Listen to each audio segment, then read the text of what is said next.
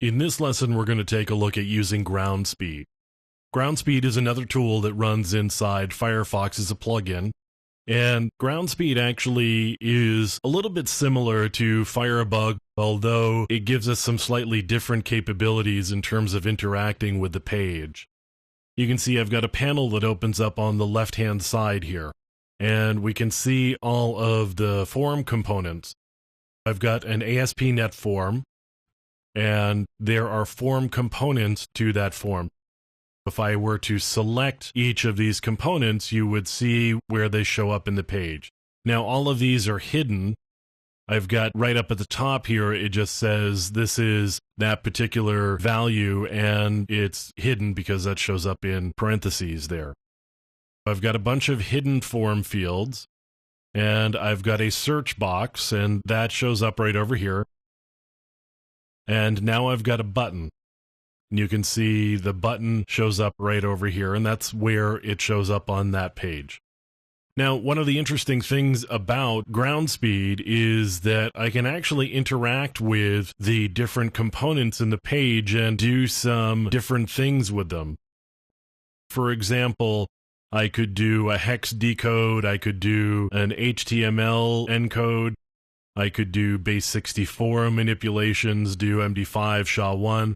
I could do a remove element. I could entirely remove that element from the page. I could also do this set lang and remove that from the page as well. You see it's no longer there. Now I could do a search and just say Windows 7, for example. And it's going to submit it without the language field being presented to the server. If I go back here, it actually refreshed the page, and now those fields are back. I could remove the button element. You see the button element is no longer there. There's a hidden button as well.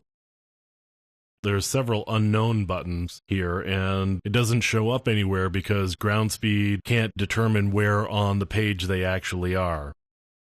You'll also see different attributes to each component of the form. When I select set lang here, for example, you see the attributes. Now, I could actually edit this attribute. I could say viewable, for example. And now I've actually got something that shows up here. I could manipulate the type here and say viewable on all of these, and then we'd actually have a page that looked different.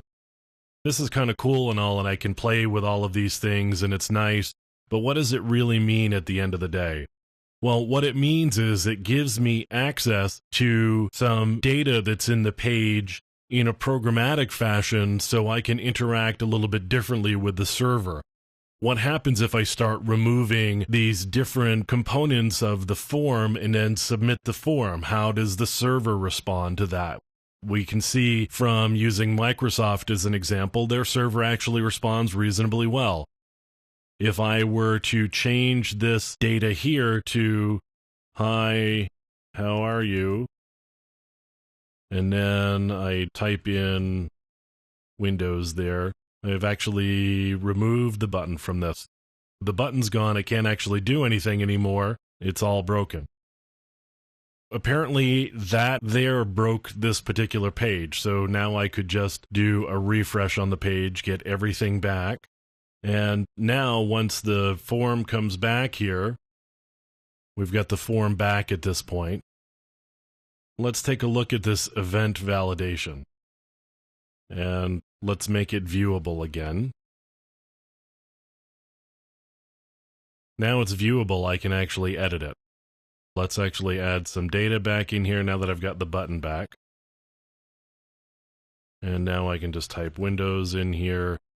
And we can see how it responds with the event validation having been changed. We can see again that nothing has changed here, but just because it works on Microsoft doesn't mean that it's going to work on whatever site you're using. You can manipulate hidden fields very easily using Groundspeed You can remove different fields just to see how the page actually acts without those fields or components within the page any longer. Groundspeed gives you some ability to actually manipulate how the page is presented, how it acts, and what it looks like. That's another useful tool as you're doing web application testing.